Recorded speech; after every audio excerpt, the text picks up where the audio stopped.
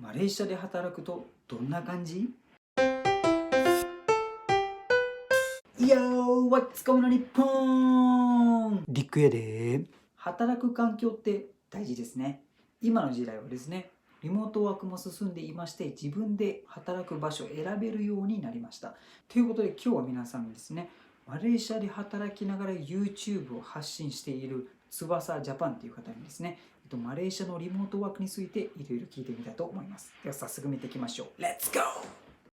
翼ジャパンのはい。翼くんかでいいんですかね。来てはい。もらいました。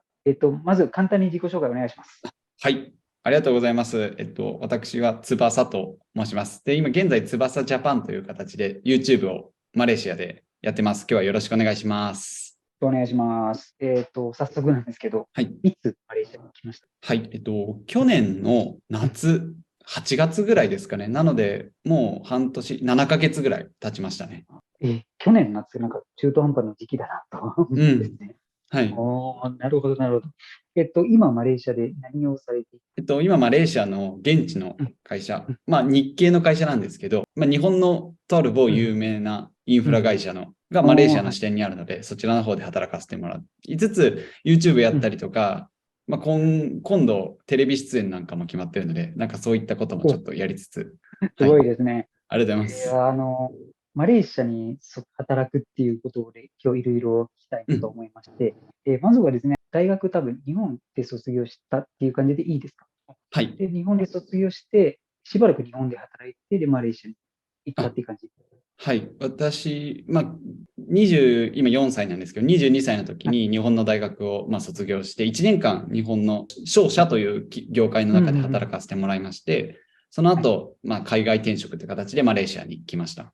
で、前の会社には退職するって伝えてたので、どうしようかなと思った時に、今の会社の、上司、直属ではないんですけど、別の部署の方の上司の方がたまたま声をかけてくださって、マレーシアに就職したっていう感じですかね。その中でなぜマレーシアを選んだっていう感じになるんですけど。もう一個はやっぱ英語が使えるっていうところがでかいなと思っていて、これは自己紹介のところでも言わなかったんですけど、実は私オーストラリアに留学をしたことがありまして、で、アメリカにインターンとかも行かせていただいたことがあるので、結構なんていうんですかね、グローバルで生活することとかが多かったんですよね、大学時代。英語を使うか、使わないかっていうところの国選びが一個基準にはなると思うんですけど、そうなった時に、マレーシアか、シンガポールみたいな、英語が使える国に行きたいなって、しかも東南アジアでっていうところで、マレーシアを、選びました。具体的にどんな仕事をされていますか？BPO みたいな形ではあるんですけど、いわゆるカスタマーサポートセンターとはちょっとまた会社はちょっと違ってて、どちらかというと B2B、企業様に対して、いろいろと、そういうトラブルの問題とか、エンジニア系みたいな、そういうテクニカルなところをサポートしていくっていう仕事を、やらせてもらってます。なるほど。じゃあ実際にお客さんのところに行って、話すよりも、オンライン経由でやる。本当にそうですね。営業、セールスディパートメントというよりは、どちらかというと中の内勤の仕事かなっていう感じですかね。じゃあ実際に出社して仕事をやりますか？それともなんか聞く感じでは、家でもできるんちゃうかなって思ったんですけど、もちろんね、どうなんですかね。今出社もできますし、リモートもできるっていう感じですかね。はい。どうですか今、出社、それでもリモート？リモートでもうやってますね。週5ですかちなみに。そうですね。そうですね。はい、週5です。勤務時間はだいたい8時半。人によってあれなんですけど、9時、6時とか、8時、5時とか、そんな感じですかね。お客さんはマレーシアにいらっしゃいますか？それとも海外、いろんなところに。もう全世界ですね、正確に言うと。マレーシアの役割としては拠点みたいな感じ本当にそうですね、拠点。で、そこから日本だったり、例えば中国だったり、アメリカだったり、ブラジルだったり、それこそヨーロッパ。そうか、僕もちょっと2、3年前とか海外出張したりとか、ウェブとしてお客さんだったり、子会社。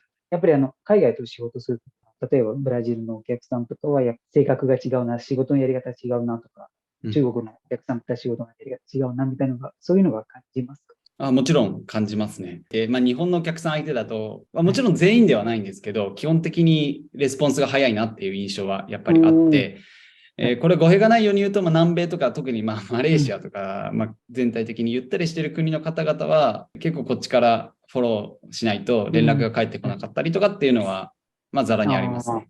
わかります。その気持ちわかります。はい。そうですよね。はい。そうですよね。みんなのやり方があって、うん。合わせるっていうのも、それなりに日本の企業のやり方でもあるかなと。はい。仕事上で、いろんなお客さんとはい話をすると思うんですけど、多分、海外だったら英語かもしれないんですけど、社内では何語を使われているんですか？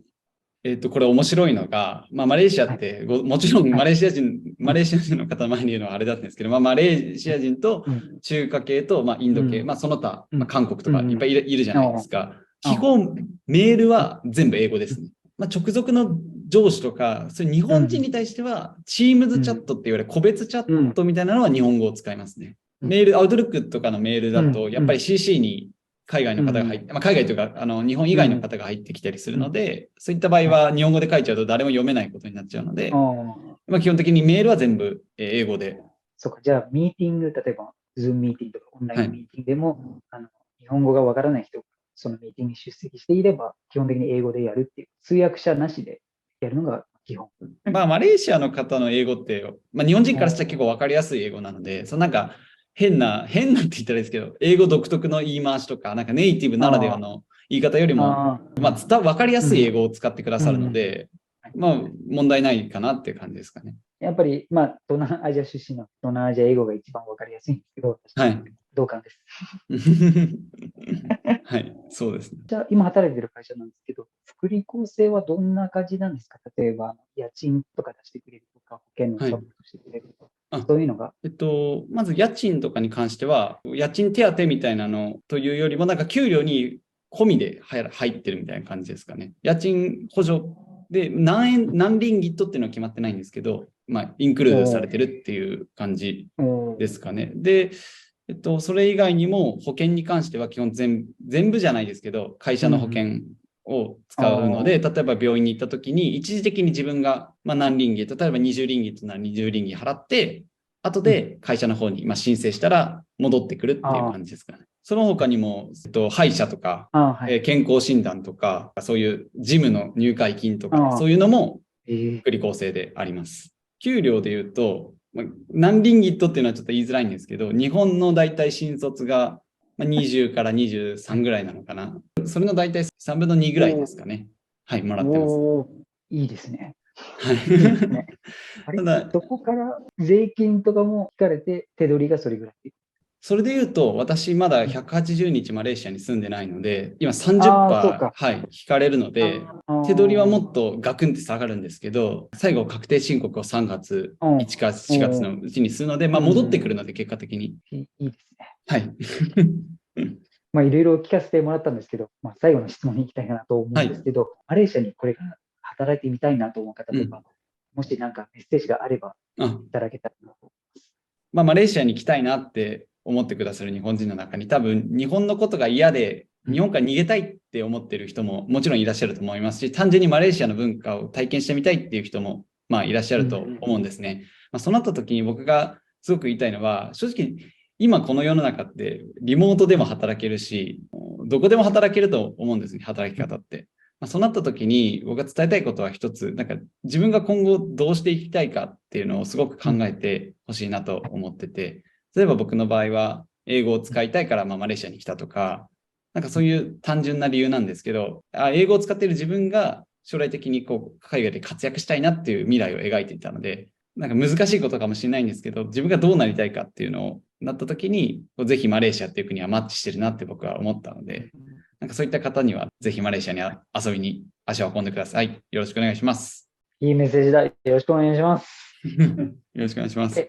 最後にですね、私も翼くんのチャンネルにも出演させていただきまして、もし機会があればそちらにも見てください。翼くんのチャンネルはですね、マレーシアのことも配信しながら、あと、いろんな方にですね、マレーシアに来ているいろんな方にインタビューしてありますので、機会があればぜひ、チャンネルを見に来てください。ということで、今日、翼くんでした。ありがとうございます。ありがとうございました。